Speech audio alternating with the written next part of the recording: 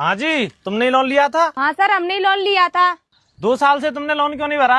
अरे वो क्या है ना सर। सर क्या? अपने बाप का नाम बताओ। बुला देती हूँ। कहाँ है? जल्दी बुलाओ। उनका नाम है, बुला देती हूँ। अच्छा ठीक है, मम्मी का नाम बताओ। आती होगी। हाँ ठीक है, जल्दी बुलाओ। उनका नाम ही है, आती होगी। अच्छा ठीक है, कितने भाई बहन हो? 1.5। 1.5? एक मैं और ये मेरा छोटा भाई है। अच्छा ठीक है, चलो भाई का नाम बताओ। 1 मिनट। जल्दी बताओ, टाइम नहीं है हमारे पास। अरे इसका नाम ही है, 1 मिनट।